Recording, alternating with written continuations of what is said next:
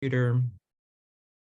Okay, thank you so much. So I'm very excited to welcome Bill Brown. Brownie is a longtime friend of the Rogers Hornsby chapter. I say this every time because it's true, and I'm so grateful that he has connected with us on a number of occasions.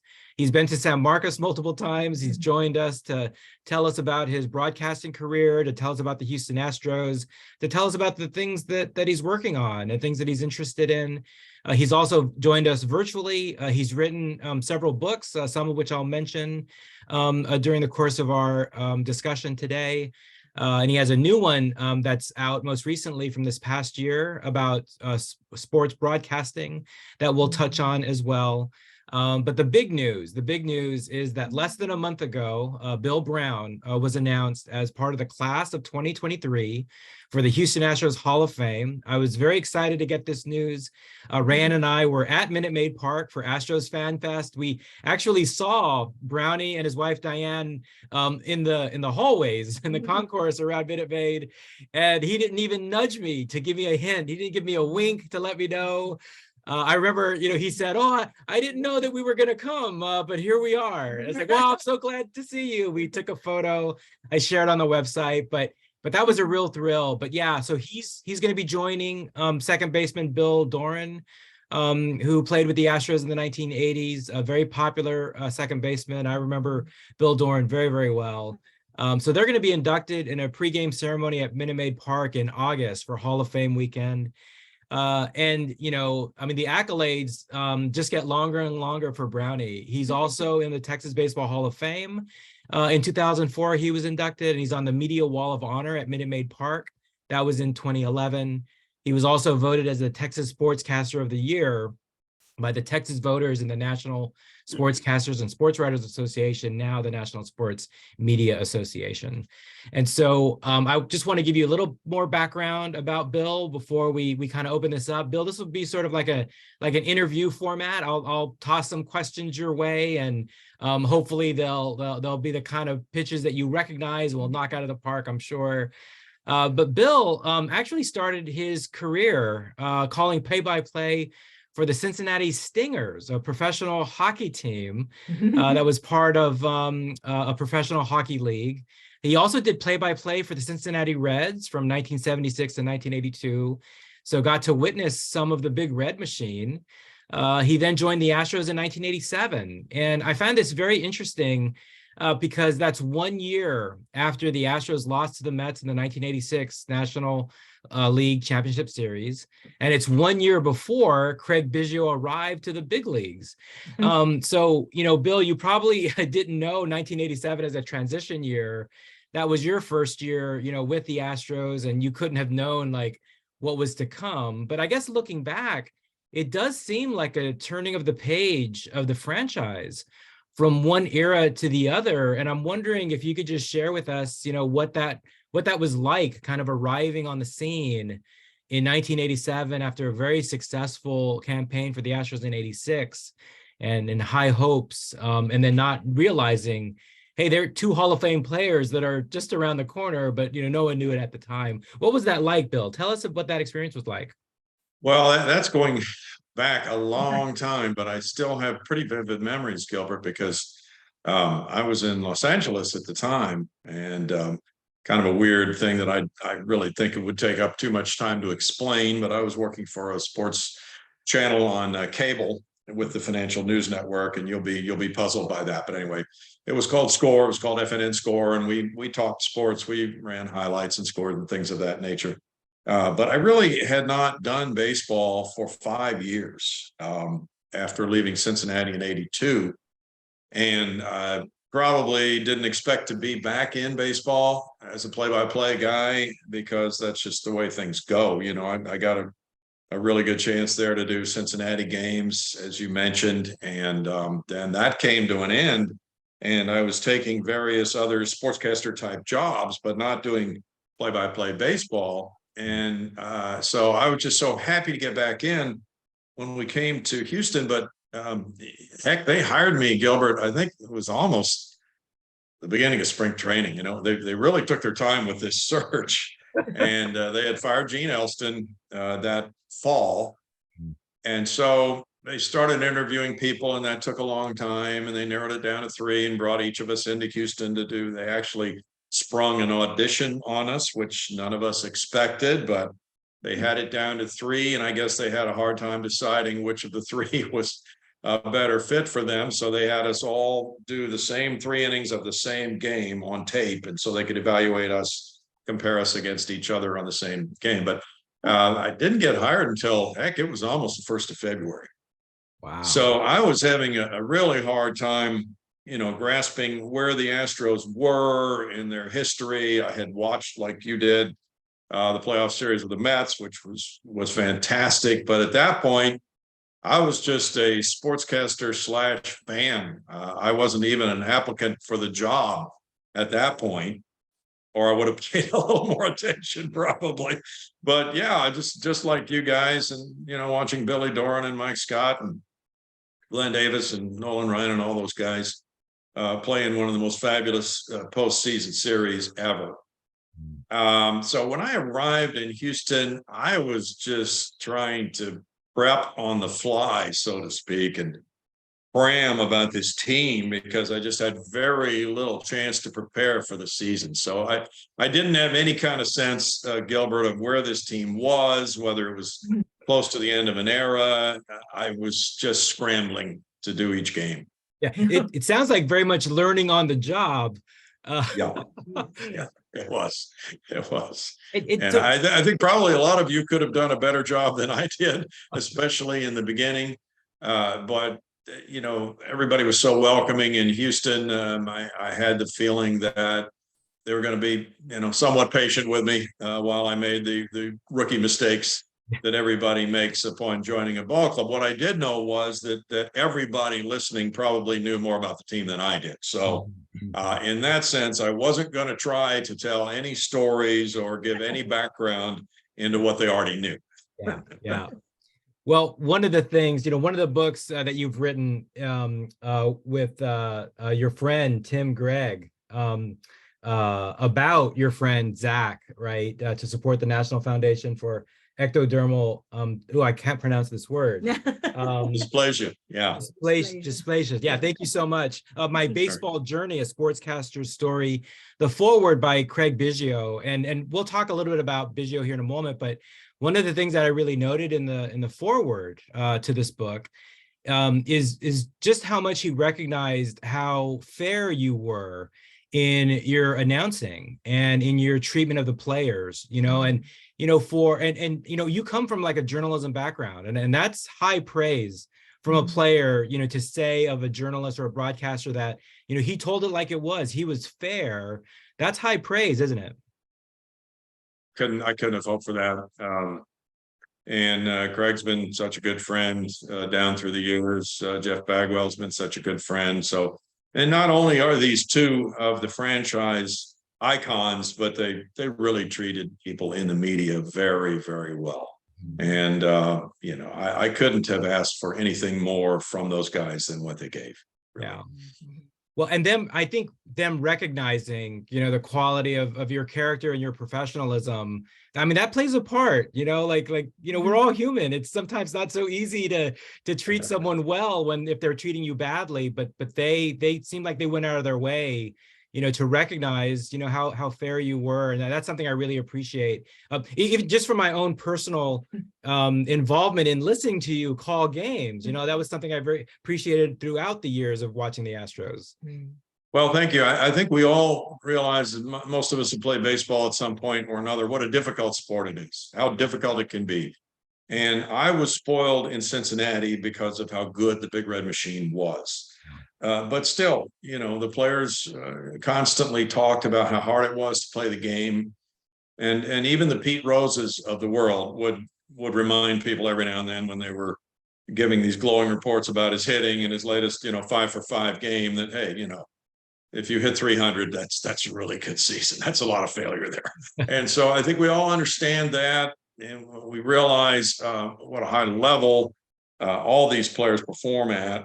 And then, of course, at the end of my time in Cincinnati, you talk about ending an era with the Astros after '86. They were an older team, and it took them a while to get younger and regroup with the Biggios and Bagwells.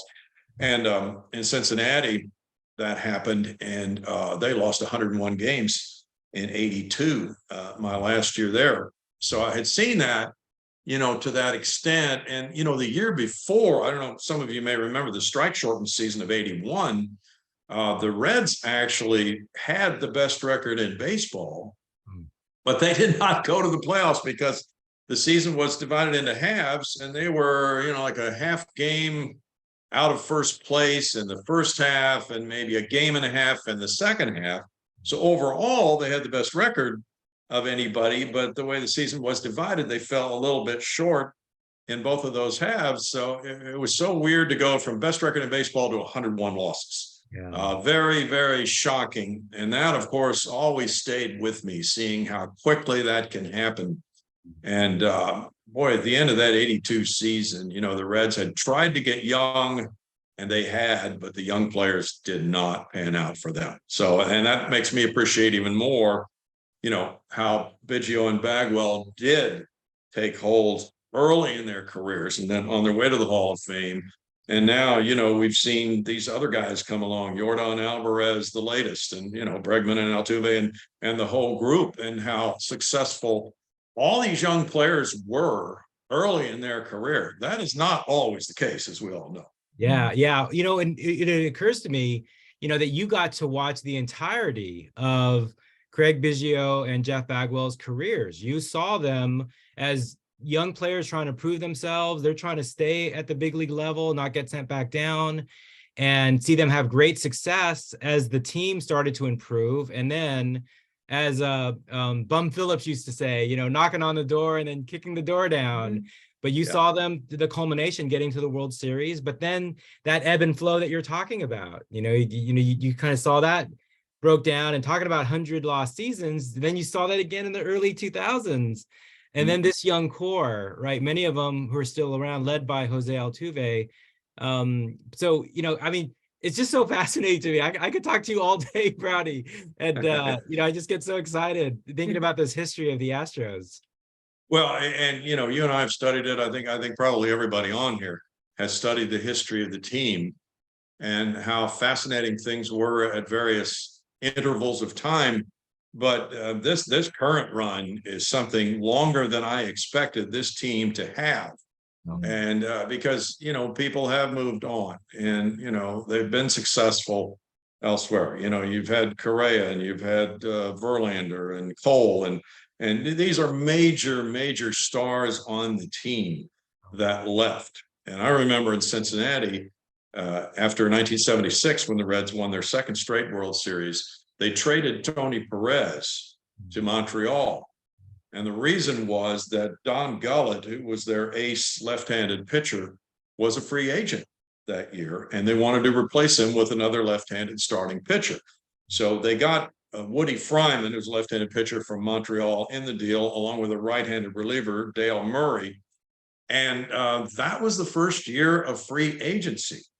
And I remember Bob Housen, the general manager of the Reds, when he accepted the trophy in 76, saying, well, this is going to be the end of an era in baseball, because with free agency, teams are not going to stay together the way they have traditionally down through the years. And what a prophetic statement that was. So now we're all used to, all these free agents who move on from one team to another every single year, and how the front office has to adjust and try to fill in and replace and, build from within, all these things. Well, it didn't work for the Reds, because Tony Perez was the glue in that clubhouse. He was the one who kept Joe Morgan and Johnny Bench and Pete Rose and all the egos together. And they missed him in the clubhouse. They really did. They would all tell you that now to a person.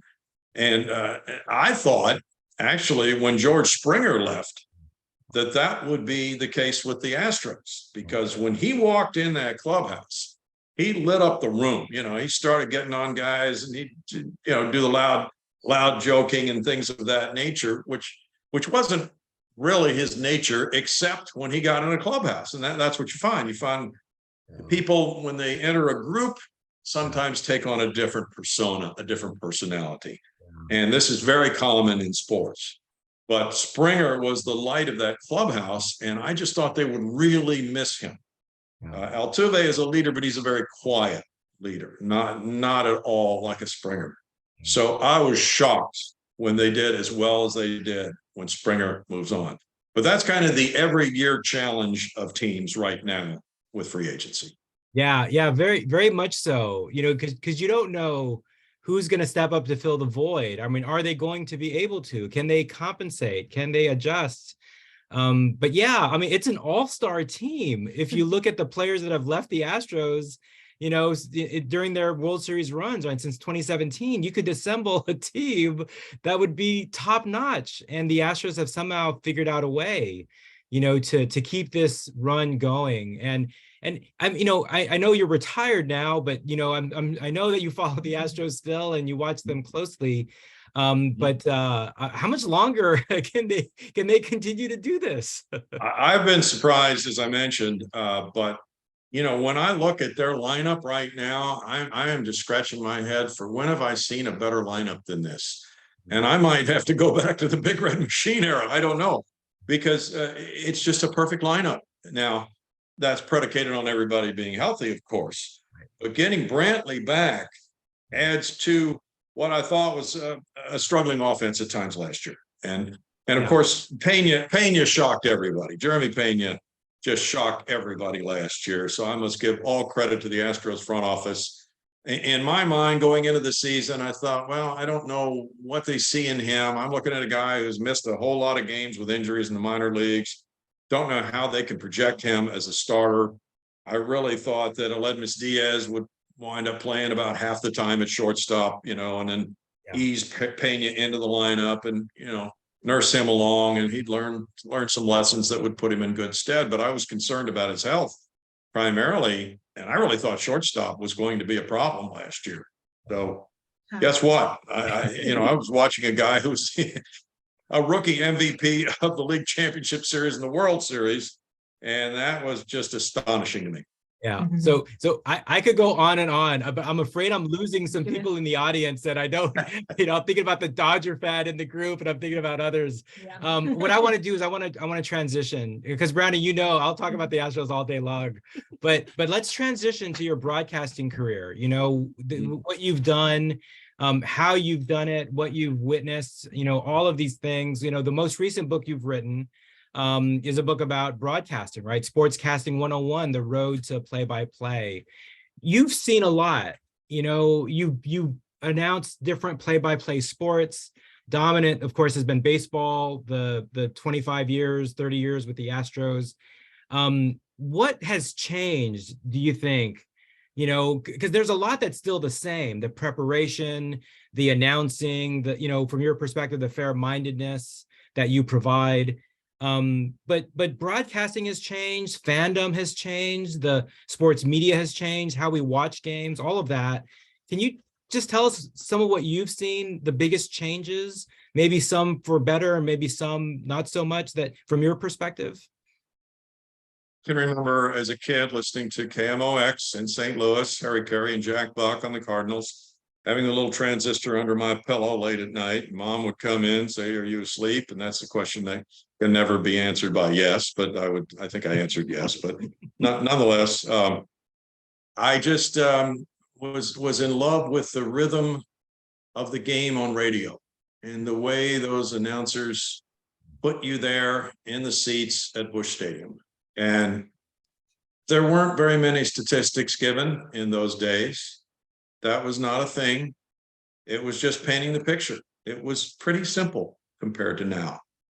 And then flash ahead to where we are now, and you've got every number in the book that's coming your way out of that radio. I'm not criticizing anybody, because I did it. When I did some radio, I felt it was an absolute necessity to give each player's batting average, home runs batted in, his first time up in the game. And then not so much after that. But it was vital. And I remember when I was a kid, we got the St. Louis Post-Dispatch because we lived in a small town and we didn't get a Sunday paper that was from our hometown. And I would look at this Sunday batting averages. and they'd have everybody in the league who played to any extent at all listed. So, a couple hundred names, something like that, just listed in a long column. And that would be how I would find out about statistics in baseball, because you didn't get much of that from broadcasting. And there was one TV game a week, a Saturday game of the week, which everybody watched every week, every baseball fan. And, they'd feature different teams, but you didn't care. You just wanted to see the game because that was your only chance to have the visual, unless you were lucky enough to go to a major league ballpark. So now you have every game televised, essentially. You have every kind of statistic you could ever imagine on the screen. You have betting odds on, what are the odds on this guy hitting a double here? Yeah, it's just crazy how much information there is right now. I think it's overload. That's just my opinion. I can remember doing a game with the Astros on TV a couple of years before I retired, and we had what they call a bug. It was a little graphic at the very top of the screen with the logo of the network on it. And they would have what they call a drop down graphic. So dropping down from that bug, there'd be a little bit of like putting up a sheet of paper with two lines on it would drop down, and they'd have something like fielding independent pitching. Like this pitcher's FIP is 3.25. And I would see that, and I would try to explain a little bit about what that meant. So then we would have, as limited as my ability is to understand it and explain it, and that was considerably limited. But then there would be a conversation maybe the next day with the producer and me, and he'd say, hey, you don't have to worry about explaining that FIP. We're just putting that up there for the real aficionados, the people who just can't get enough stats. I said, well, no, I do have to explain it. He said, no, you don't. I said, yes, I do. I have people coming up to me on the street corner saying, hey, what is FIP?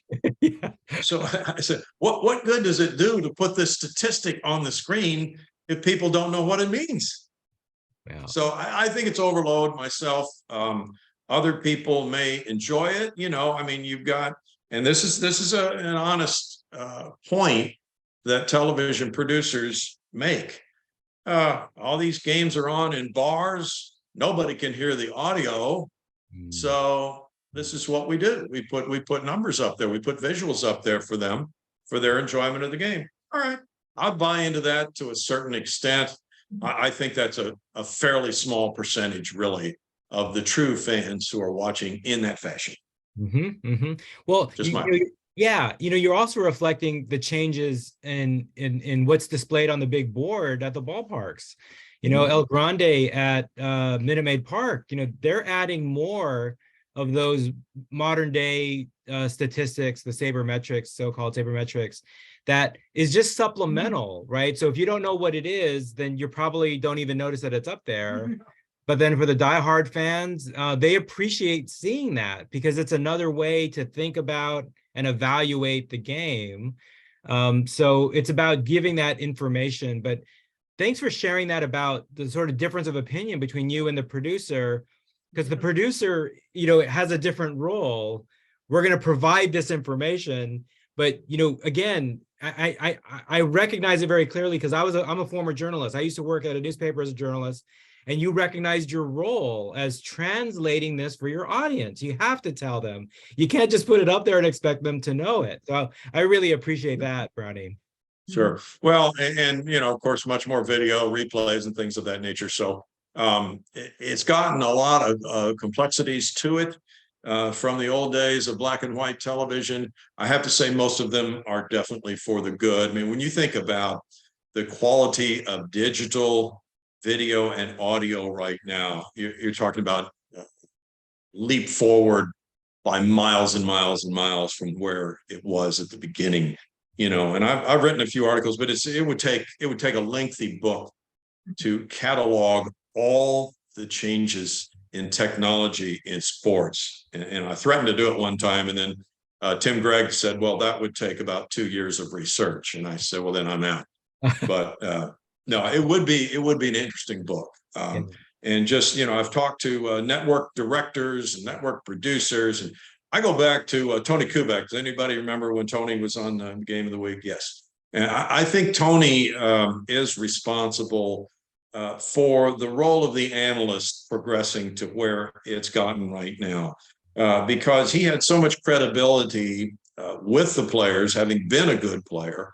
And then he was such a good broadcaster that he could really cross that gap from the people who hadn't played to the people who had, and explain exactly, okay, here's the player's job in this situation. I talked to this guy. This is what he told me, and he did interviews that they would drop in during the game. So he was the forerunner for where a lot of analysts are right now. And they're very, very good at it. And that's why a play-by-play guy on TV must recognize that he's the traffic cop, and his partner, the analyst, is the guy who's going to get the bulk of the airtime.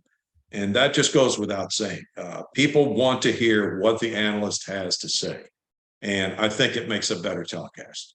Yeah, yeah. And speaking of broadcast, being part of a broadcast team, I mean, I remember Jim DeShays when he was your partner, and you were pretty much the straight guy, as they say. And Jim DeShays was sort of the joker, and would come out of left field and would, almost like he was trying to get you to, get a laugh out of you, Yeah. And you had to like stay professional, to say, no, my job. But, I still remember your little chuckles. But tell me about working with the different broadcast partners you had, because they've been quite different. Jim DeSays is one of a kind, for example, but tell us a little bit about that.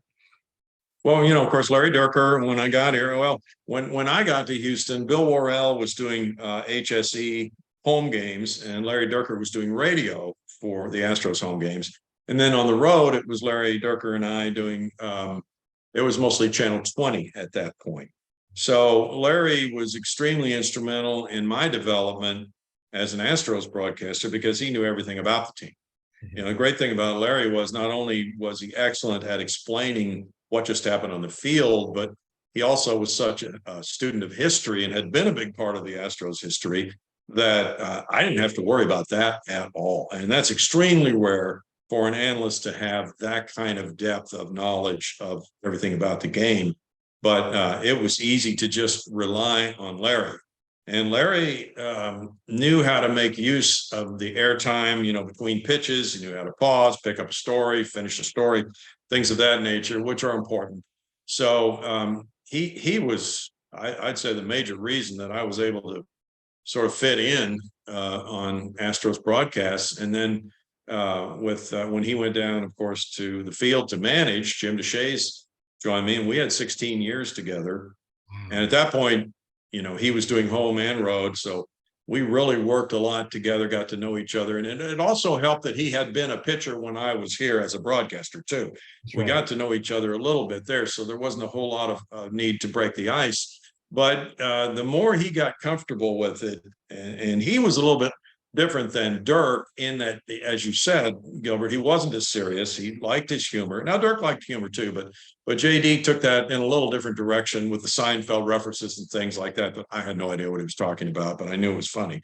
And so we laughed a lot more on the air. I think we had a lot more fun, but he taught me the interesting thing about one-sided games as a broadcaster is, hey, we've got to entertain these people. It's 10-2 here.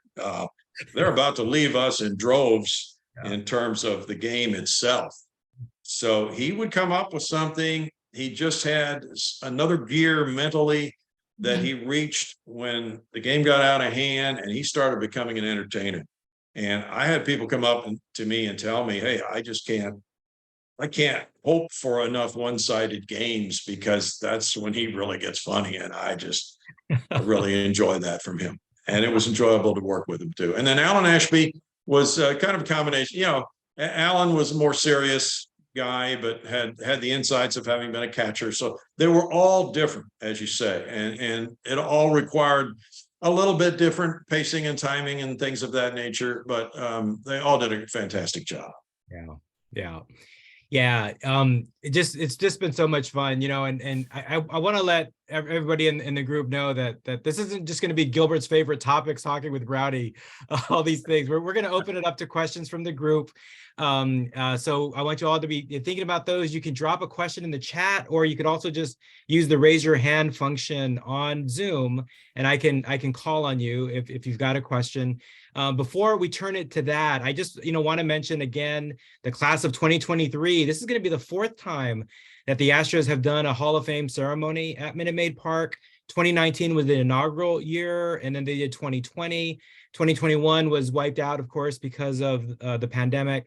And then we had the most recent 2022, Terry Poole and Tal Smith. Tal Smith also being someone who visited with us during a winter meeting. And Larry Durker also visited us at Old Main in San Marcos a number of years ago for a winter meeting. So it's neat to hear those names being brought up. But, Brownie, one of the things I always loved about Hall of Fame weekend, I think I've been to each of these ceremonies. I often go to those games in August before my semester starts. It's like a last hurrah of the summer for me. But one of the things I loved was hearing your voice announcing the Hall of Fame inductees. So, Well, thank you. you know who's going to do it? I mean, I hope you're not saddled with that. No, that wouldn't work. But yeah, I was joking with the young lady in our front office who handles that. She said, "Well, I guess you can't MC it this year." I said, "No, I don't think that would work." But I always have looked forward to that. I really, really enjoy it. And I don't know I haven't heard who's going to do it. Yeah, well, it's going to be a thrill to see you put on that orange Astros blazer and join the Hall of Fame for the Astros. It's a real thrill, just because I associate your face and your voice with the Astros so much. So it's a real honor, and we're really proud of you and glad to be part of all of that. Well, thank you. I appreciate it, Gilbert. Yeah, you're welcome. Of course, you're welcome, Brownie. So Jan Larson's got a question, so let me hand it over to Jan. Jan, go right ahead. Okay, Bill, thanks for joining us today. Sure. I had a question about your pregame preparation and how much time you'd spend on doing that. And then did it vary depending on if it was a dog days of the season, game 100 against a midweek game against the Padres or something like that, versus when the Astros were taking on the Braves or a team that was really a rival? Yeah, that's a good question. Thanks, Jan. I was a big believer in preparation. I know Gene Elston was too, and Milo Hamilton certainly. And I watched Milo and heard about Gene, and I just think that's the role of the play-by-play guy. So I wanted to develop a feel for what the fans did not want to hear because they had already heard enough about it, and go in some different direction if possible. And, there are the basics of what we talked about before, statistically setting up but you can't escape the basics. You have to really cater to every viewer, whether it's somebody who's watching his 3rd game or somebody who's been watching the game for 40 years. There are certain basics that you are duty bound to report. You give the lineup, you give the stats, give the pitcher, you give a little bit of background. And there are times later on some games when you can tell stories. They get one-sided, or you have rain delay or whatever, and so it's really difficult to prepare for that. But I would always try to have some things that were evergreen, so to speak, stories from history. Or one thing I did when I got this job, knowing that I did not have a knowledge of the history of the Astros and Colt 45s, was to go to the Dome in the winter after that first season of '87. I didn't do basketball. I didn't have other assignments, so I had the whole winter to do this. And I went in and I went through all the old history books, so to speak, all the record books, the books where they had the clippings of newspaper stories from big stories down through the history of the team. And I went back to the beginning of '62, and I just started taking notes. I got home, I put them in the typewriter, typed them up, had a file so I wanted to be able to say if the Astros were playing, we'll say the New York Mets, I wanted to have some things that had happened down in that season series history down through the years ever since they began in 62. That might be of interest, and things of that nature, things that you file away, you may never use it, but you need to have some material on hand in case things get really boring, but the good thing about having Larry Durker with me was he would remember these things and he could comment about them. And so that was really golden for me. Other than that, what I did was all winter long, I had index cards that I made out on every player, not only on the Astros, but on every other team the Astros would play. Wow. So I had this huge file of index cards, including the minor leaguers who might be called up that year, and just had the basics on there, height, weight, what he hit last year, where he was drafted, where he was born, what he had done in the minor leagues, where he went to college, all these basic things, because I didn't want to have to remember that.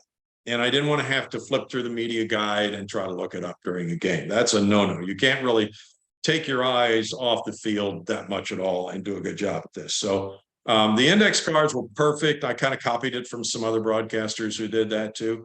And I was able to have those, and that was a mental crutch.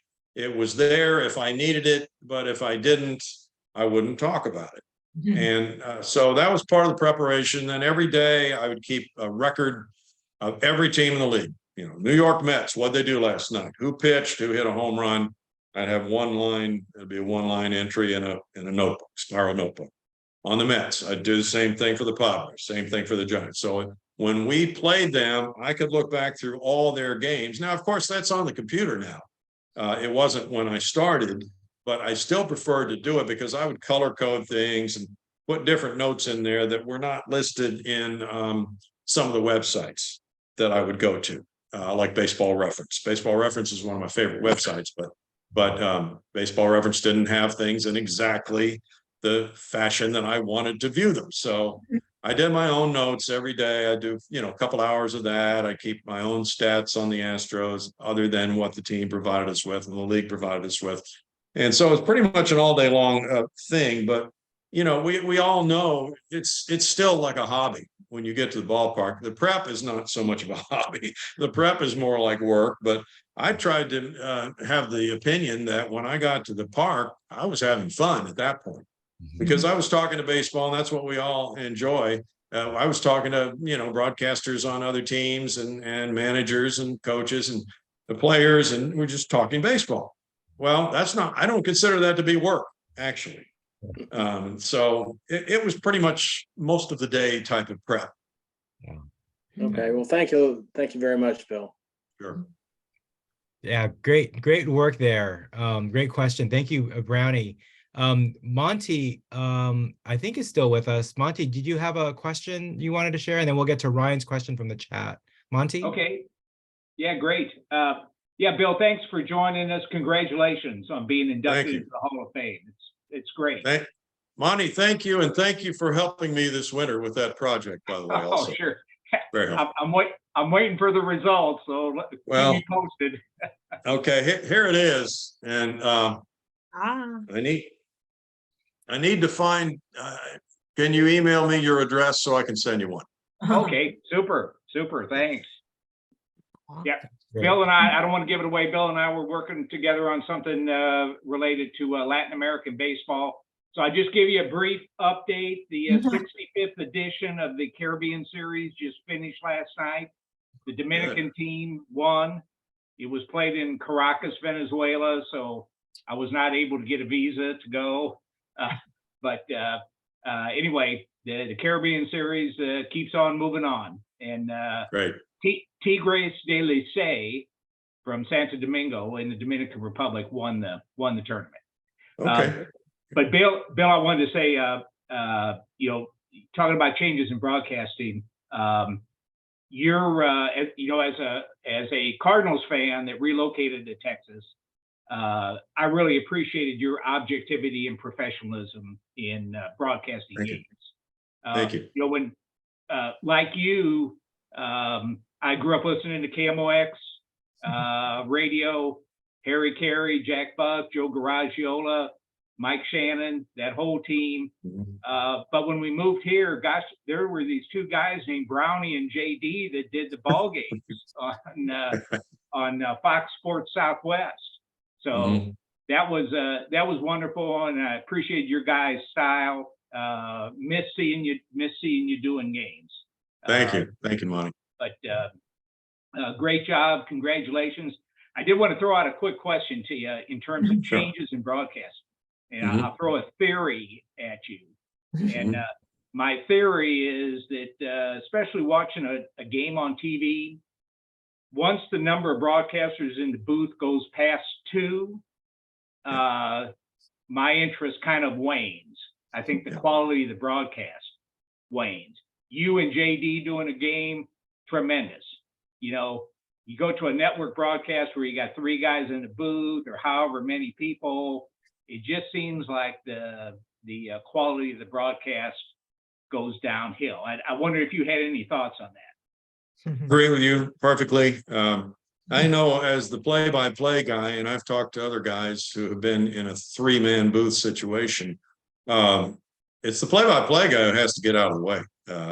You still want to give the basic essentials that you need to pass along. But in order for that third person to get any kind of airtime, the play-by-play guy has to move out of the way.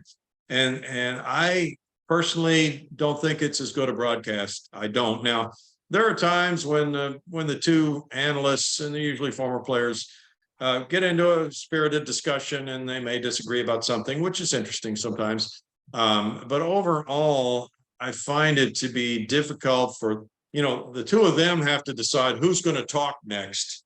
So if we had a 3-man booth, which we did sometimes, I would always try to say, what's your opinion on that, Jim?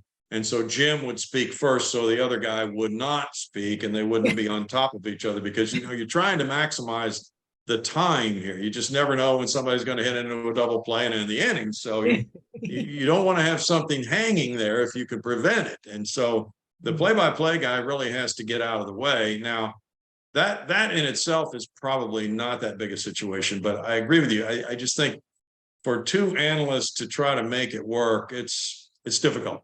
Yeah. Very good. Thanks again, Bill. Great to see you. Thanks, Monty.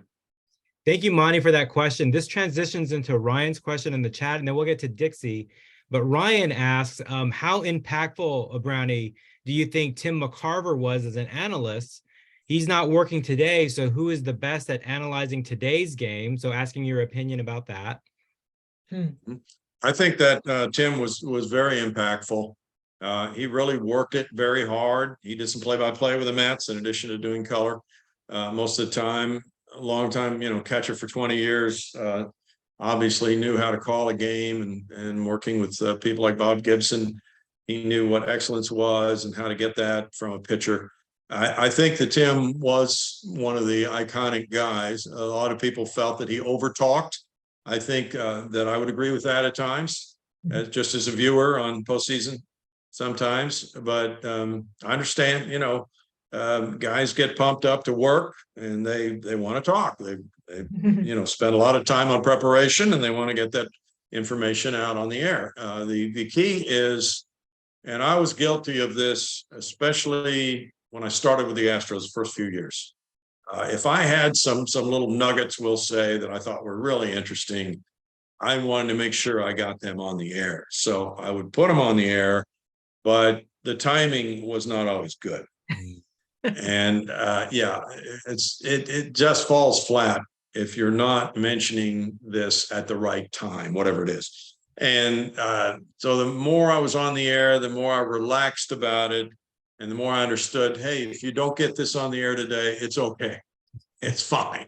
You can wait for the appropriate situation, and things went much better after that. But no, I thought Tim was, and today's analysts, probably Smoltz comes to mind. I think he's very good since he does, the postseason. And there are some other excellent ones too, but I can't really find any fault at all with John Smoltz. I think he's excellent. All right, Brownie, thank you so much for sharing that. Let's turn to Dixie. Dixie's got a question. Dixie, go ahead and unmute yourself and jump in.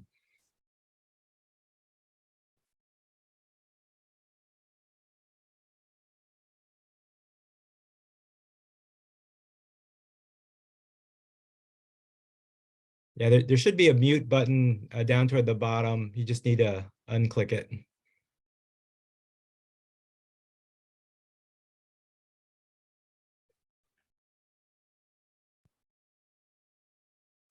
Are you having trouble, Dixie? All right, Dixie, I'm so sorry. Okay, you could drop it in the chat, or Can you unmute? You can. I don't. Let's see. You're good. Okay, okay. Ryan says Alt A to unmute. I don't know that I can unmute you.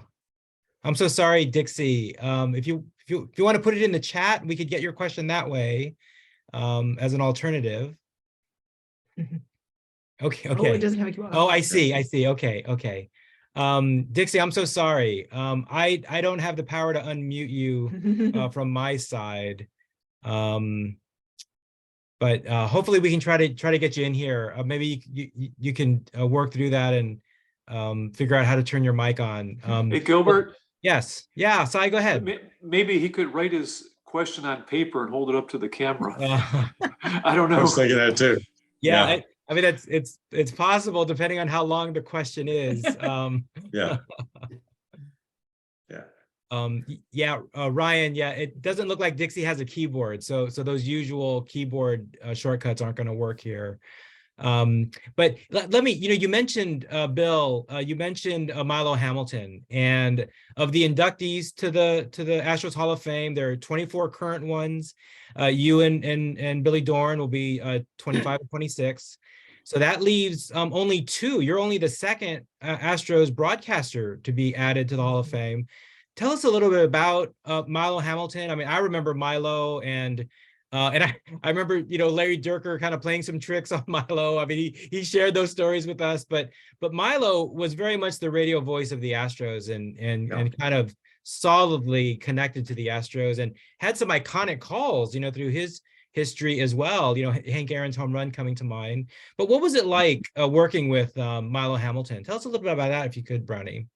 Well, I learned a lot from Milo, and I will say also, Gilbert, that Gene Elston is inducted into the Astros Hall of Fame. Pardon me, you're right. Yeah, so Milo and Gene, both Cooperstown Hall of Famers as well, and very deserving, of course, of all those accolades. They were quite different as broadcasters, and in a way, I might draw something of a comparison to Harry Carey and Jack Buck, who were quite different on the air at the same time in St. Louis. But Milo was very powerful, and I think he really worked the drama too, similar to the way that Harry Carey did. Gene was more of an understated, like Jack Buck, factually correct, very accurate reporter type thing.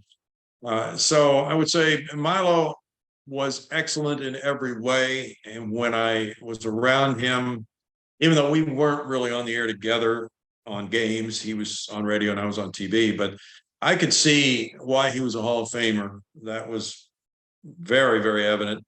And yet, I think that there's enough individualism in what we do. You have to realize you can't be that guy. And I knew I could not be Milo. I didn't have his voice. I didn't have his style. So that would have been wrong to try to emulate him. But Jack Buck was always kind of the voice in my head, and I wasn't trying to copy him, but it would just come out. And sometimes I would say something and I would just think, well, that's the way Jack Buck said it. And it was just part of my soul, I guess, from listening to it for so many years, just the way it came out. So I think, if I were to tell a young person today who would ask about style, I would just say, you're going to have to develop your own style. And I wouldn't try to copy someone. I do think also that John Miller had an influence on me, even though we're roughly the same age. But with his humor, I just liked the way John Miller was casual, but worked humor in. And I thought he was one of the best. So he too is deserving with his spot in Cooperstown. But there are a lot of different styles out there. If you were to ask the average person, they probably wouldn't really register that. But if you're in the business and you do this every day for decades, you recognize the different styles, and some of them are, acceptable with your personality and where you can go with your gifts. Some of them are not. Yeah. Brownie, thank you so much. Great hearing these different influences, that you've had, and I recognize them, in your own broadcast career. But then also know that, you created Brownie. I mean, you're Brownie. That's that's who you were true to, as you developed your broadcast voice. And I was just so fortunate to hear so much of it after those first few years. I don't want you to feel old, and I don't want to date myself too much, but I missed your first few years because I was in high school, Right. and enjoyed the Astros, but I certainly became very familiar with your voice and calling of the games. So thanks for sharing all of that. Looks like Dixie is unmuted, so let's get back to Dixie. Okay. Join us, Good. Dixie. Sorry about that. That's the first time it ever froze up. Quite all right. Okay. Everything froze. I couldn't move anything. Ah, One of my great pieces of memorabilia is that I have a certificate saying I attended the 1000th game at the Astrodome. By pure luck and happenstance. We happened to be on a trip. We were in Houston. We saw the game, and then we had to drive 100 miles to find a place to stay. Anyway, I've been an on the edge Astros fan since Terry Poole and Cesar Cedeno, but I really became a fan when the Sabre convention was in Houston in 2014, the year that Sports Illustrated put out the greatest prediction in the history of sports predictions, saying that they would win the World Series in 3 years. yeah. Of all the guys on the front cover, John Singleton was one of the most highly touted, and he failed. Why did he fail? I think I don't want to get into some of the off the field issues that he had, but he had them. Okay. And I think that was one reason. He struck out so much. He could never find a swing that worked for him for better contact. He just had too long a swing. When he connected, he had plenty of power, but he just struck out too much. And, I will say that as a general case, most of today's players do not have a two-strike approach at all. And, most of us grew up in an era when striking out was a definite black mark on a player. Now it's just an out. And I disagree with that wholeheartedly. I think if there's a runner on third and one out, there can't be a strikeout there. There can't be a strikeout in that situation. There's no way a player could feel that he did anything positive if he struck out in that situation. And so, there's a need to make contact. Now, somebody might say, well, he hit a one hopper back to the pitcher and he didn't get the run home from third base. So what's the difference? And I would agree that he didn't do his job any better than the guy who struck out, but he hit the ball. And anytime you hit the ball, there's a chance something good can happen. There could be an error, could take a bad bounce. And I will never agree that strikeouts are no problem whatsoever. In terms of leading off an inning, sure, I get it, but that's just the way I feel about it. Thank you. Yeah, Dixie, you mentioned that 2014 Sabre convention. I believe that the Sabre game was the Blue Jays were in town. I think R.A. Dickey was pitching, and I think John Singleton hit an inside the park home run that game, if I remember correctly. Okay. And it was just it was thrilling. It was a unseasonably cool night in Houston, and the roof was open. I just have these very vivid memories, but that was a very special convention, Dixie. So I'm so grateful you were there for that, because I saw at least 3 games, maybe 4, I'm not sure. But I remember that Jose Altuve had like 5 hits and 5 flyouts to the warning track. Great. It's great. That's terrific. That's terrific. Oh, this is a great memories sharing with you. You know, Brownie, we're right about, we just crossed the 1 hour mark. I don't want to take up too much more of your Saturday afternoon here, but It's okay. yeah, let me ask if anybody else has a question, want to jump in. Anybody? David does. Yeah, David, go ahead. Can you hear me? Yes. Yeah. First of all, it's nice seeing you, Bill. And Thank you. I'm a longtime Cincinnati Reds fan. Good. I've been a Reds fan since I'm 85. I will be 85 on the 13th. I've Good. been a Reds fan since Wade Hoyt was doing the announcing. Do you remember Wade Hoyt? I have a Or story not? about Wade Hoyt, but go ahead first. Well, the thing about Wade, he loved to have a rain delay, and he would talk for a long period of time about the games and about his participation and playing with Babe Ruth.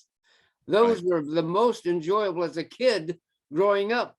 I was, 6, 7 years old listening to him when I was in the 40s.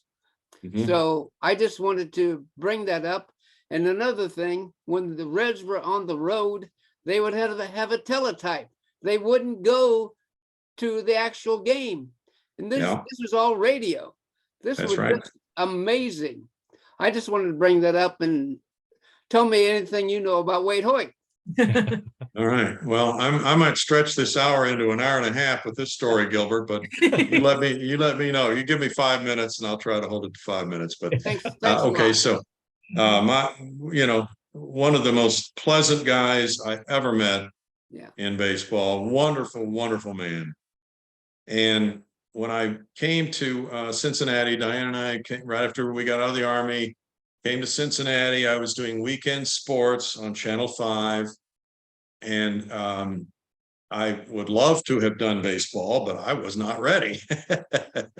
And I had never done minor league baseball. So I would always advise that from anybody who wants to do this job. I think that's the best training, but I had not had that kind of training. So I was doing weekend sports, and the program director came to me, and I had been there, let's see, since March, and this was September of '72. He said, "We need you to fly to Houston and fill in for Wade Hoyt on the Reds Astros game Sunday."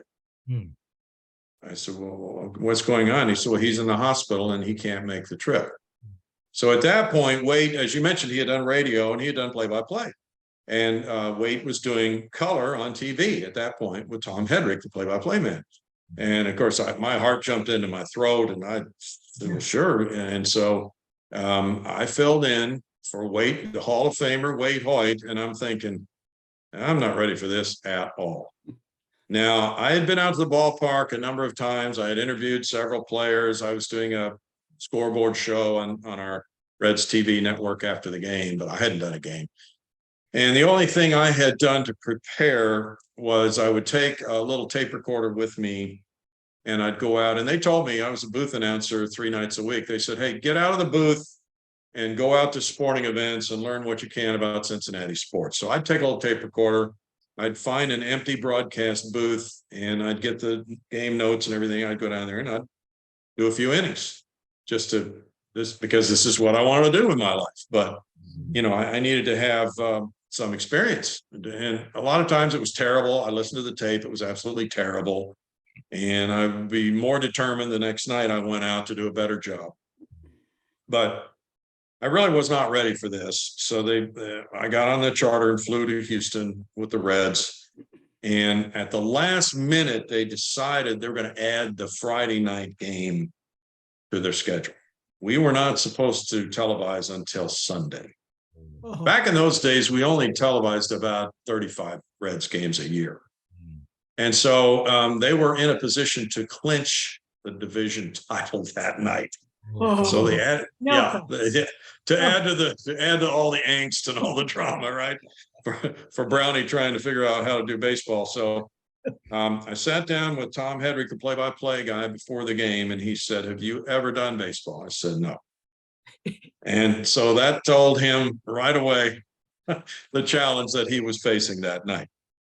Well, Tom's nickname was the Parrot. The Parrot loved to talk.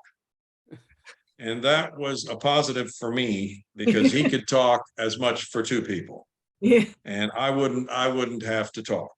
And so I sat there for about 8 innings, and I don't think I said 7 or 8 words during those 8 innings. I was absolutely petrified of saying the wrong thing. And so then after the 8th inning, the producer of the telecast said, well, Tom, it's time for you to go down to the field, because if we maintain this 4-3 lead and clinch the division, we're going to have you interviewing players on the field for the celebration. So I looked around and no one else was in the booth except me. So here I am doing play-by-play of a division clinching game, my first game ever in the big leagues. Wow. And yeah, but Wade Hoyt wrote me the nicest note that I still have. And Wade was also an artist. And he had a snow scene that he had painted on the front of this note card. Beautiful, beautiful. So the trees with the snow and the road through it. And I will always have that note from Wade Hoyt. Very, very meaningful guy to me. And so, you know, who gets that initiation in Major League Baseball? Who starts out that way?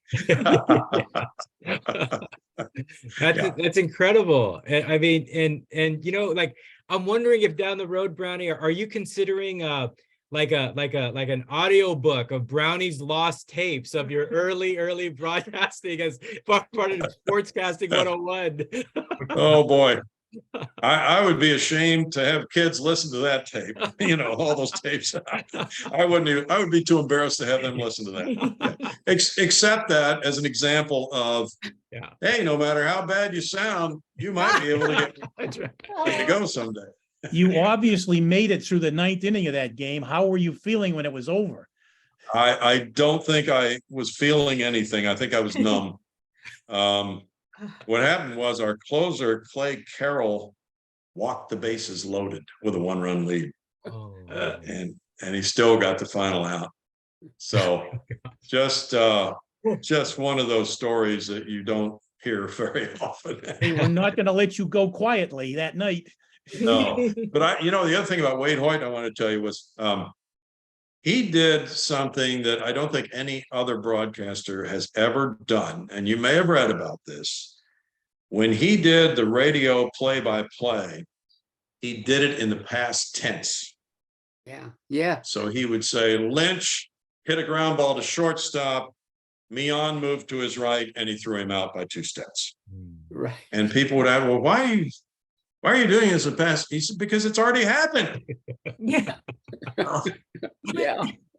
Very good. That's terrific. He was a character. I love that. And, you know, Brownie, because most of us have the benefit of hearing some of the iconic calls that you've done throughout Astros history. It's like, it's difficult to imagine you being tongue-tied, being petrified, you know, but for a first moment, I certainly understand. Boy, what a baptism. And in Houston, no less. Yeah. Yeah.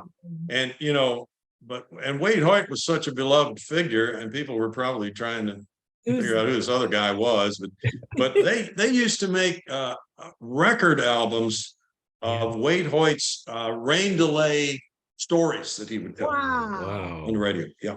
Wow, that's terrific. Okay, David, we'll get to you in just a second. Ryan's got a question, so let's go to Ryan and then we'll go to David. Thank you.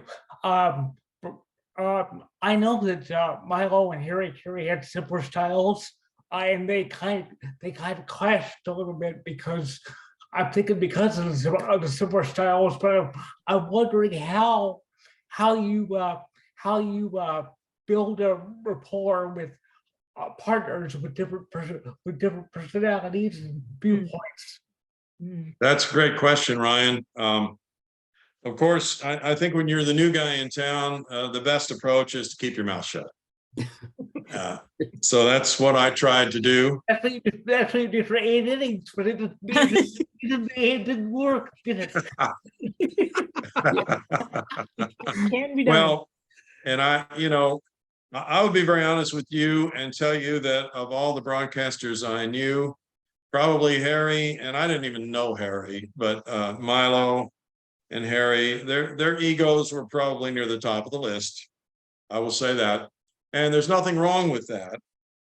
And I think in many ways it kind of goes with the job, but also, you are who you are. And so I would always try to defer to Milo and not cross swords with him, not say anything that he would find offensive or disagreeable or anything like that, because I just didn't think that was my place at all. Yeah, evidently Durker, I think, maybe took on that role sometimes, perhaps. Yeah, he did. Yeah. All right, let's get to David. Maybe the last question here, David. No, a lot of question. It's Bill referring to that LP, that Wait Hoyt. I have that, and I'm going to bring it to the Sabre meeting next time. Oh, you guys are in for a treat. Yes. Yeah. Okay. That's Thanks terrific. very much. Thank you. Sure. All right, thank you, David. Brownie, this has been a treat today. I'm so thankful you could join us today as we celebrate Sabre Day. But also, we celebrate, this is Brownie Day, we celebrate Brownie, and really so happy to see you enter the Astros Hall of Fame. Well deserved.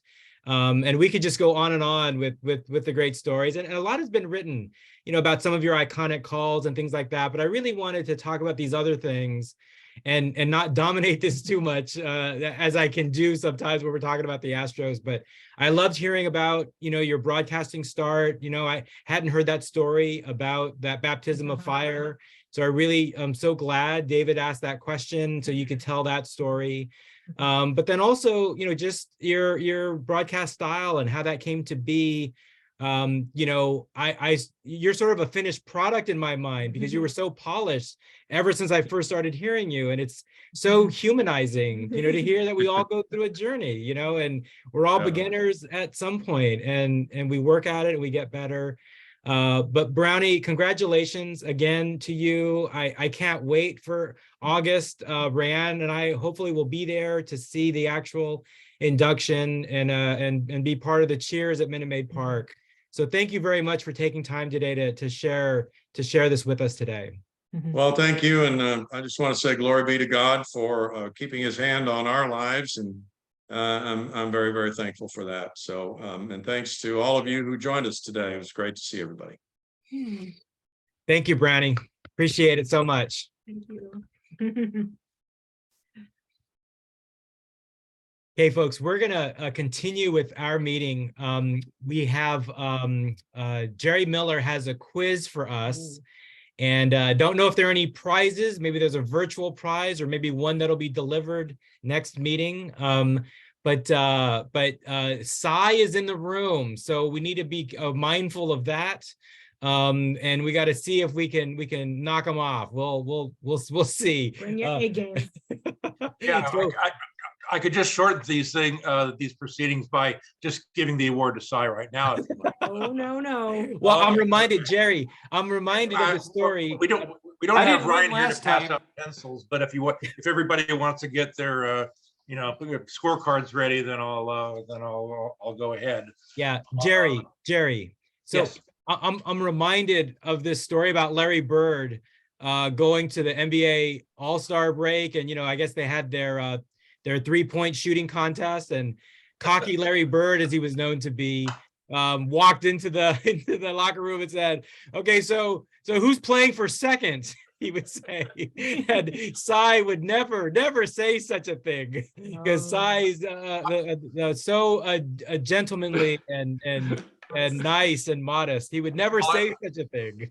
Well, I thought about that, and that's why I have two awards to give here. So, when we have 9 people here, so one giving the award or the quiz. So you have a 2 out of 8 or 1 out of 4 chance of going home with something. All right, here we go. Anyway, there are a total of 18 questions. 2 of them have 2 answers, so there are a total of 20 points. The theme of the quiz is pitchers as batters. Now we know that 2022 was the first year of the universal DH, and depending upon your attitude, Armageddon and the end of civilization as we know it. And barring some kind of bizarre move by Joe Madden or Tony La Russa, who I guess is not likely to, to have one, we aren't going to be seeing pitchers bat anymore. So with that in mind, I thought I would bid farewell to the era of pitchers as batters with this quiz. So let's get started here. Question number one. Which San Diego Padre pitcher gave up Bartolo Colon's one and only major league home run? Padres pitcher who gave up Bartolo Colon's only home run. You've all seen the video, so weigh in. Number two, who was the last pitcher, and it was in the 2018 NLCS, to hit a postseason home run? And you get brownie points in honor of our guest if you know the future Hall of Fame pitcher that he hit it off. But again, that's only a brownie point. Doesn't count. It doesn't count. But that gives you an additional clue. Okay, and let me know if I'm going through this too fast. Number three, who was the first pitcher in 1920 to hit a home run in the World Series? And you'll get more brownie points if you can name the other two firsts that occurred in that game, one of which has yet to be duplicated. Okay, so number three, first pitcher to hit a home run in the World Series, and it was in 1920. Question four, who was the last pitcher to hit a home run in the World Series? Hint number one is that he did it in 2008 for the Phillies. Hint number two is that next year is his first year of eligibility for the Hall of Fame, but he will be lucky if he gets on the ballot, in my opinion. Okay, so question four, the last pitcher to hit a home run in the World Series for the 2008 Phillies. Question five, and this is one of them that has two answers. Who are the only two pitchers to both hit a home run and win the MVP award in the same World Series? And the hint is that they did it in consecutive series.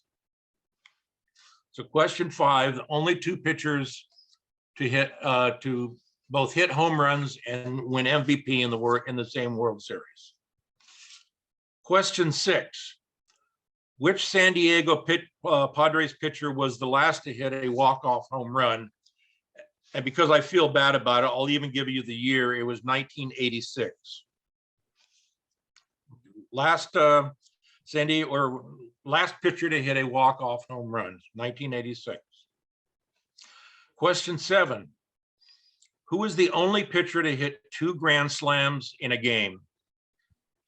And the hint is that he did it for the Atlanta Braves in 1966.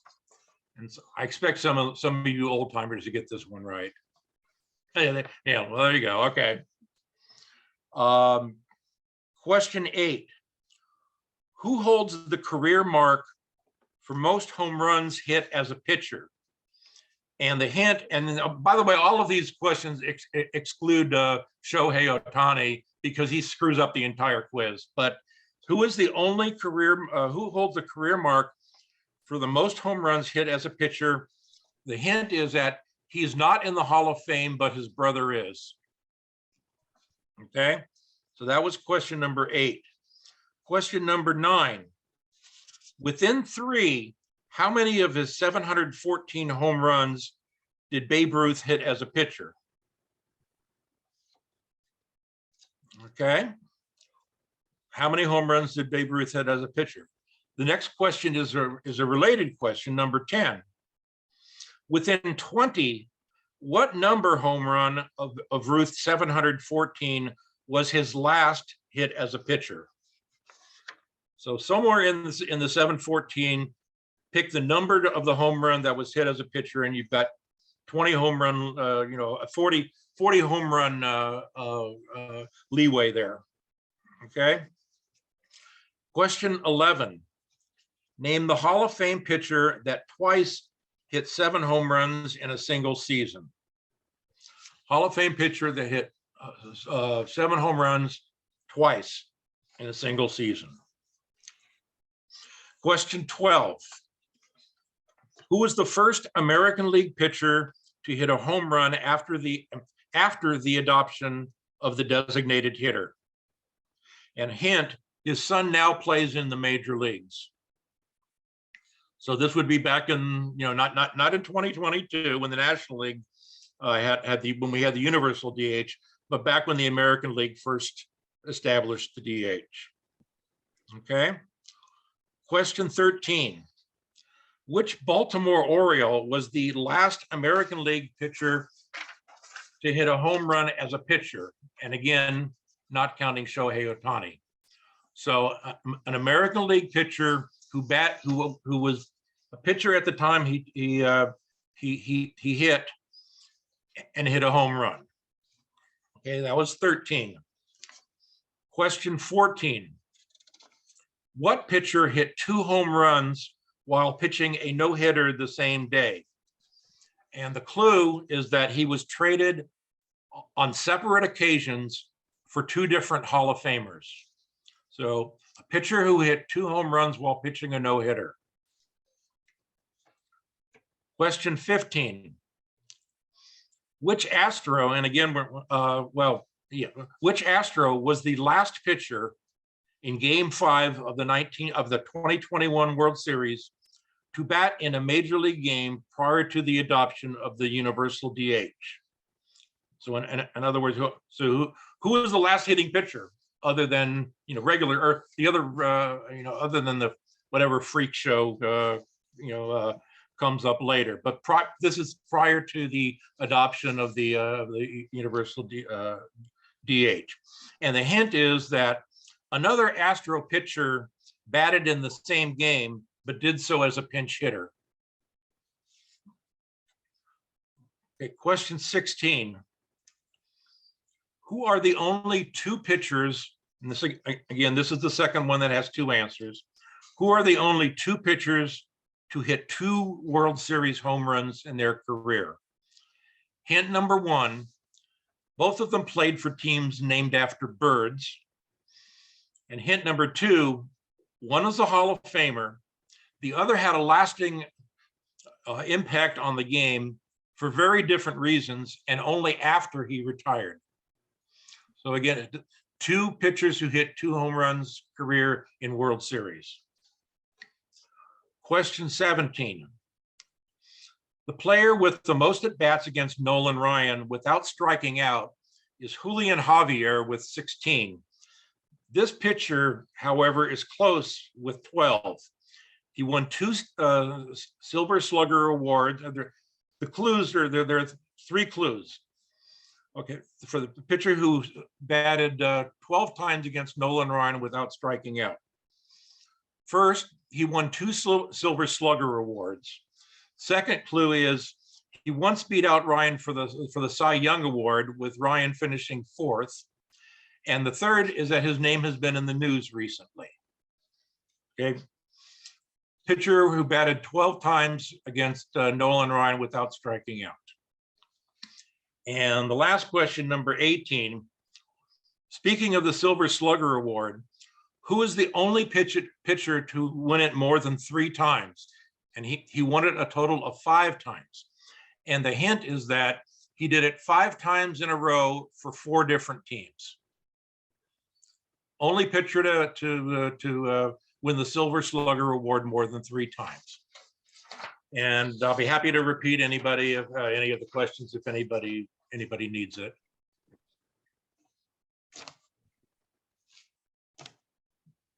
Everybody did that? That was pretty good. Okay.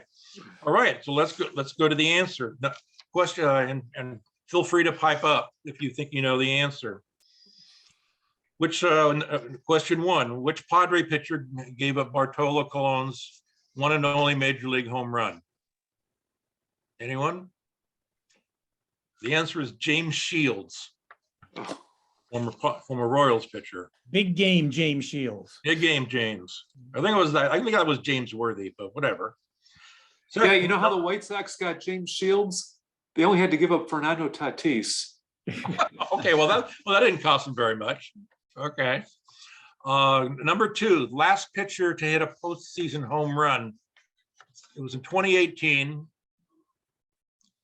for the Milwaukee Brewers, and it was Brandon Woodruff who hit it off of Clayton Kershaw. Number 3, the first pitcher to hit a home run in the World Series in 1920. Jim Bagby, unassisted triple play, first grand slam, Smith. Okay, yes, correct. You got all 3 points. Were you there?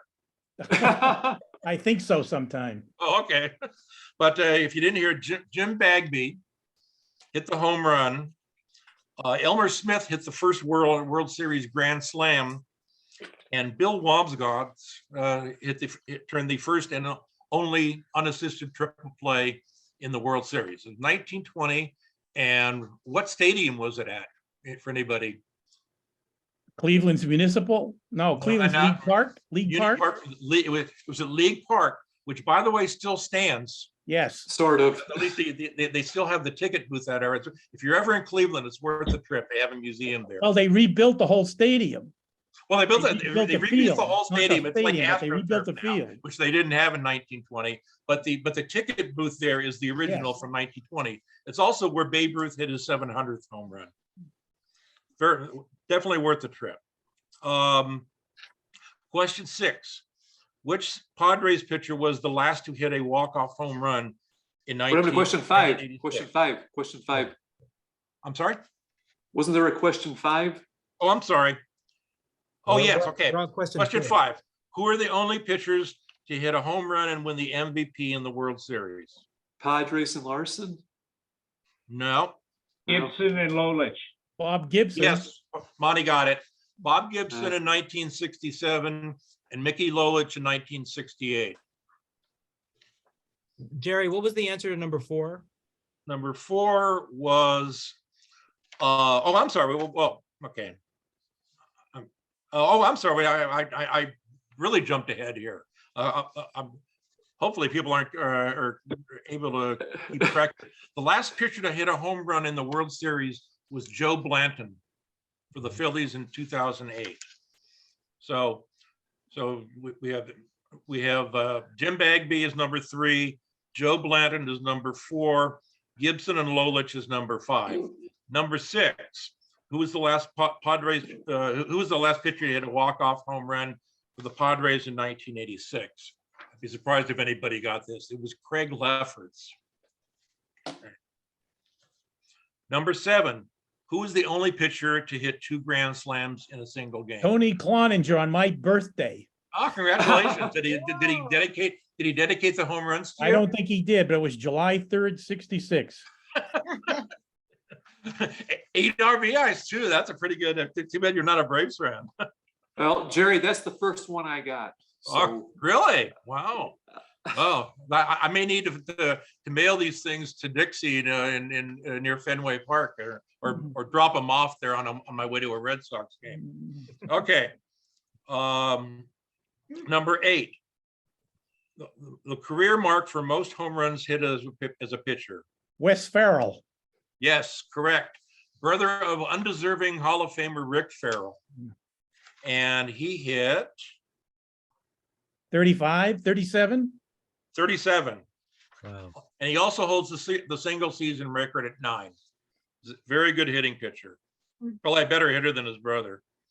Number 9, within 3, how many of his 714 home runs did Babe Ruth hit as a pitcher? 20? Anyone? I'm sorry? I said 20. You're just outside the range. Oh, The answer is 14. So anywhere between 11 and 17 gets credit for that for that question. Okay.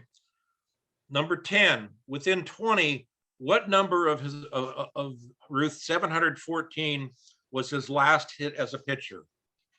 And again, you've got a 40 home run.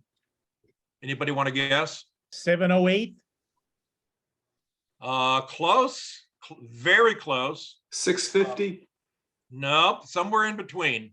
But It was number 686 on October 1st, 1933. I'm assuming that they were playing out the string that year, and since it was late in the season, that they let him pitch. And so anywhere between 666 and 706 gets credit for that. Oh, I thought you said within 40. Well, 20 each way. Oh, 12 now. Okay. 20 each way. So, okay. Number 11, name the Hall of Fame pitcher that twice hits 7 home runs in a season. Drysdale? Very good. You're looking like the leader in the clubhouse. Yeah. here. Oh, yeah. Okay. I don't was think I either can him or catch him at this Spawn. point, and I doubt I got any right. So Number 12. Who was the first American League pitcher to hit a home run after the adoption of the designated hitter?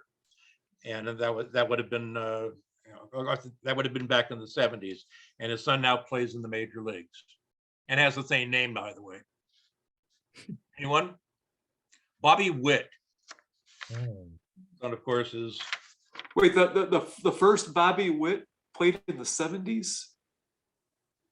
apparently, well, or was the last one to hit a home run. That's not, I should clarify. The DH, of course, was adopted in the 70s. I don't know when he hit his home run. I'd have to look that up. But obviously, pitchers were not batting, after that. So it took a freak show for for a pitcher to actually get up and actually hit a home run. So I'd have to look at the date of that. But that's a good point. Number 14. Which pitcher 13. hit two? I'm sorry. I think it's 13. Yes, you're right. Okay. Number 13. It's on 2 different pages. That's why I'm confused here. What Baltimore Oriole was the last American pitcher to hit a home run as a pitcher? Anyone? Was Zach Britton, again on your birthday, Dick, July the 3rd, 2011. That was a big day for hitting pitchers. Number 14, am I on the right? I'm on the right one, I hope, right? Yes. Okay. Number 14, which pitcher hit 2 home runs while also pitching a no-hitter the same day? Rick Wise. Correct. And who are the 2, for brownie points, who are the 2 home runner Hall of Famers that he was traded for? Steve Carlton was one. Yes. I don't know the other. The second was former Red Sox Dennis Eckersley, Wow. late in his career, in both of their careers, actually. Which Astro pitcher was the last pitcher to hit a home run? I'm sorry, to hit in a major league game prior to 2022. We'll make it easier that way. Anybody? It was Kendall Graveman was a pitcher and hit in game 5 of the 2021 World Series. Was the last pitcher to officially at bat prior to the universal DH. And Zach Greinke also batted in that game, but he was a pinch hitter. Oh, yeah. Okay. Number 16 also has 2 answers. Who are the only 2 pitchers to hit 2 World Series home runs? One of them's already been mentioned. Must be Gibson. That's correct. And the second one, who Dave had an McNally. game after he retired. I'm sorry? McNally. Yes, Dave McNally is the other one. Okay. Number 17, the pitcher who had 12 at-bats against Nolan Ryan without striking out. And his number was recently retired by the Dodgers, Fernando Valenzuela. And number 18, the only pitcher to win more than 3 Silver Slugger awards. He won 5 of them for 4 different teams, and one of them was the Astros. So Gilbert, you're on the hot seat now. There's an Astros question that you don't know the answer to. Anybody? It was Mike Hampton. was gonna- You know, for the Astros, Mets, Rockies, and Braves. Well, So if everybody wants to total up their score, and let's see if we had, and let's see. Well, who I the- got 5. how many did you get, Gilbert? It's quiet. I'm sorry, how many did you have, Si? 5. Okay, do we hear 6? I've got 6. We got 6 for Jan. Do we hear 7? Dixie, how many did you get? 5. Oh, an upset here. Okay. Uh-oh. Well, see, I was fearful that Jan would win this quiz because he's the only person I've ever met who actually likes the DH. But fair is fair. Jan is the winner. Dixie, do you mind if I give you your tied for second place prize when you come to one of these meetings in person? Next time I'm there. Okay, well, Jan, your first place prize is a team picture of the 1966 Atlanta Braves featuring Tony Cloninger. Fantastic. And I guess, Si, we're going to go to the complete other side right now. And Si, your second place award, just to highlight the disparity between good hitting pitchers and bad hitting pitchers, is a picture of Dean Chance, who is absolutely one of the worst hitting pitchers I've ever seen in my life. Great pitcher, the only pitcher between 63 and 66, not named Sandy Koufax to win a Cy Young Award, but he was a terrible hitter. Great. There you go. Thanks. And Gilbert, I will email you the quiz Yeah, the quiz and the answers. and the answers. Yeah, because I got shut out in this one. I got completely shut out. Even threw in a couple of Astros questions for you. Well, I object, Jerry. You should have asked the last pitcher to get an RBI in the World Series. That was perfectly within the theme of this quiz. And you Who didn't was that? ask. Well, that would be Lance McCullers. The colors. Okay. So, When so I'm was very that? sad. You have an answer without a question. Poor Gilbert. Was that Yeah, 2017? I'm an answer. No, actually, in 2021. Okay, but prior to Prior the to last, yes, okay. prior, yes. Well, Jerry, can I say something about Dean Chance? Yes.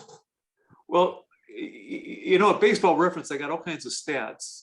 And you probably heard of win probability added, like, you know, if a guy hits a home run in the bottom of the ninth, it adds like 0.75 wins because it increases the probability of winning by that much.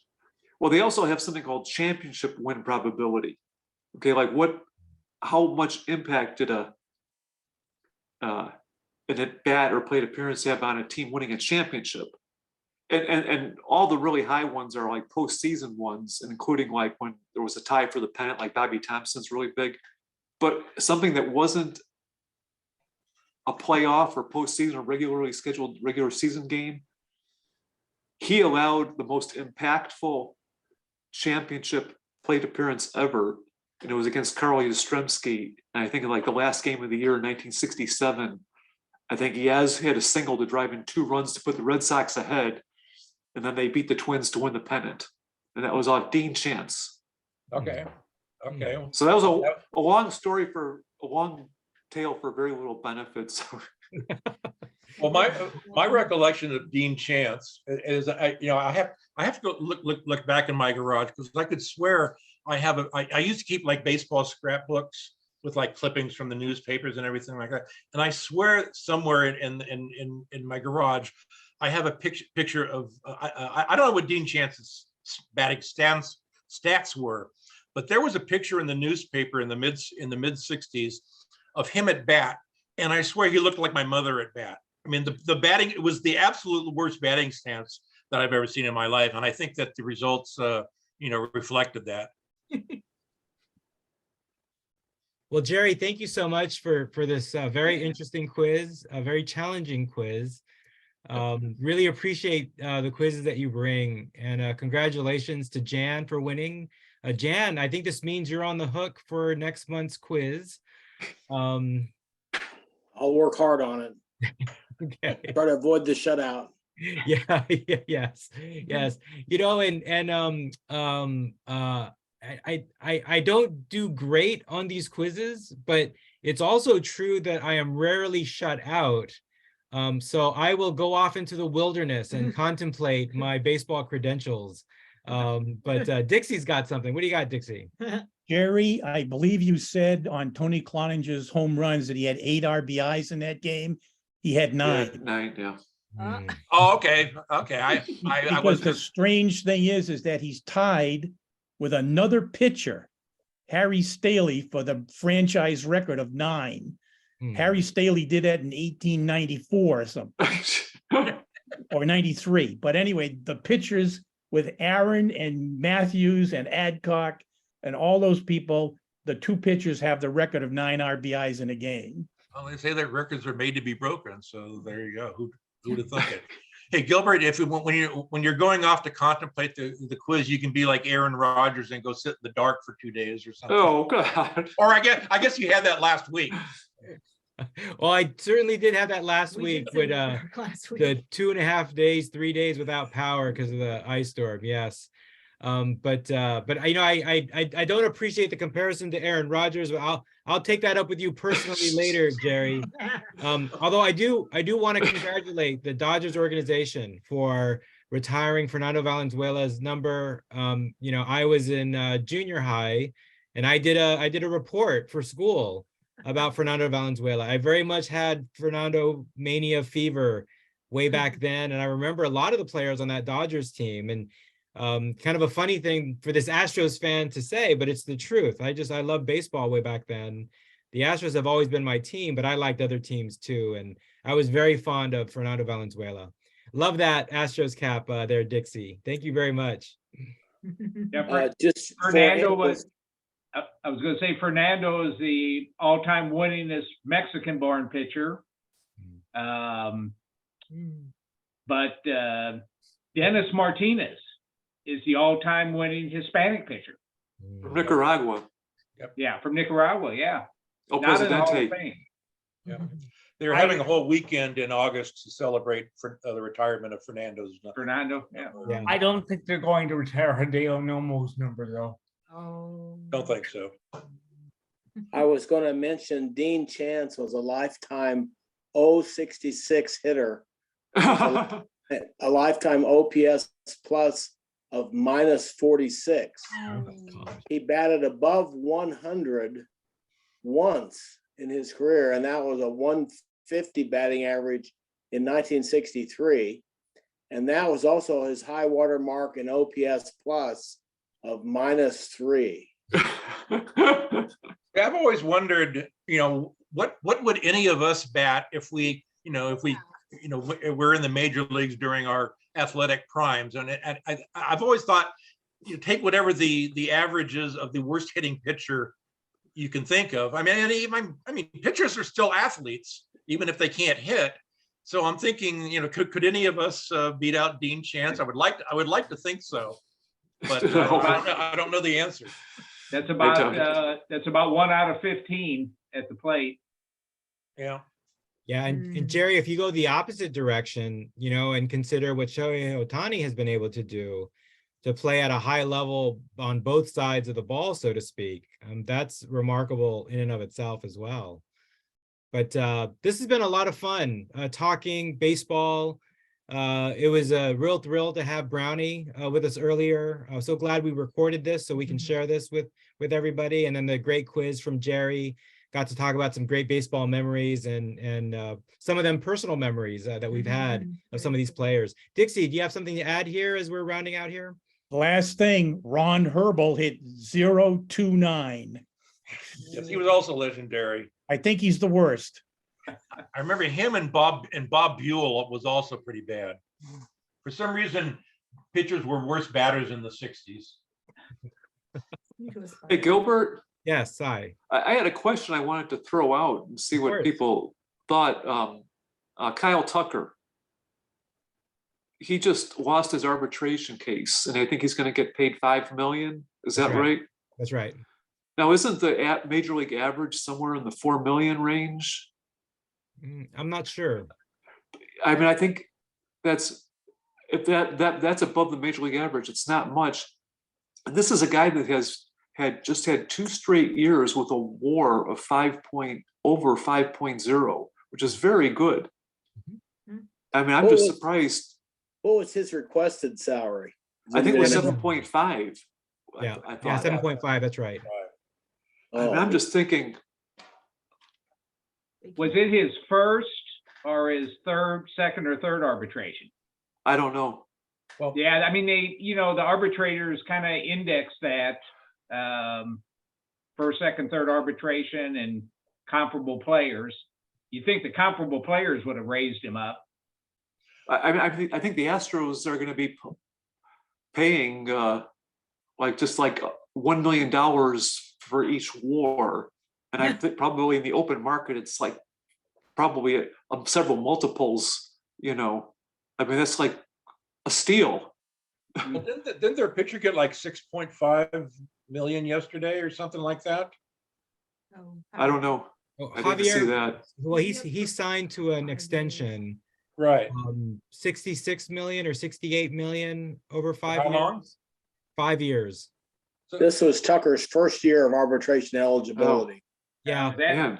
That has something to do with it. Oh, Yeah.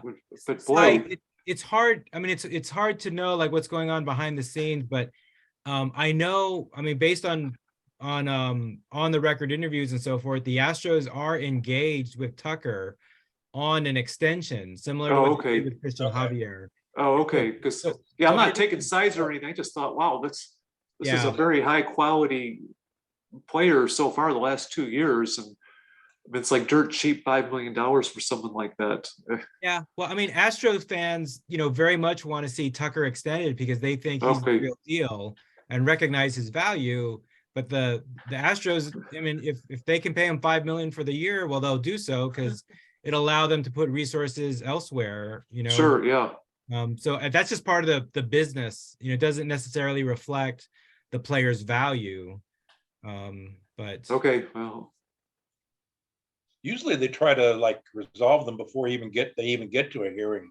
And of course, in baseball arbitration, you have to pick one figure. Or right, yeah, you can't yeah. split the baby. Yeah.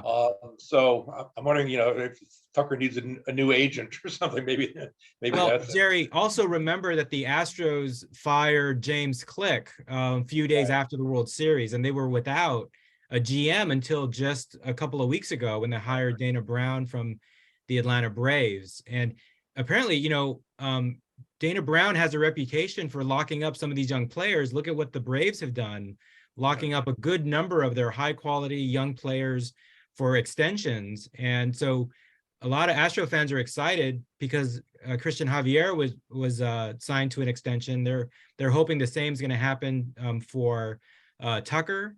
And then I think Altuve and Bregman are signed through next year. And so, are they going to get some kind of deal at some point? I mean, they very much become the faces of the Astros, but the Astros have young pitching tied up. I mean, we're talking like the next 4 or 5 years.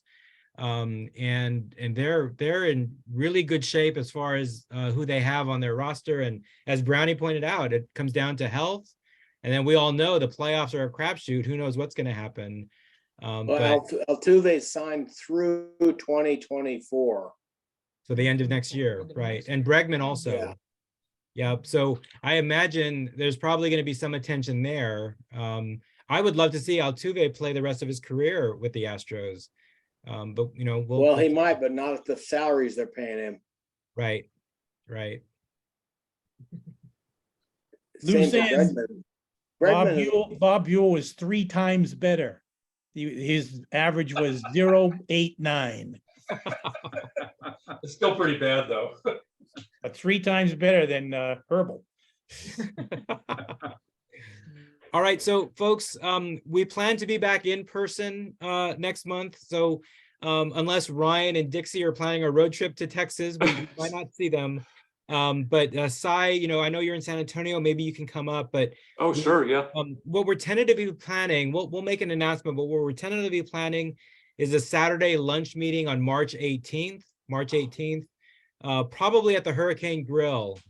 We've met at before up in Round Rock.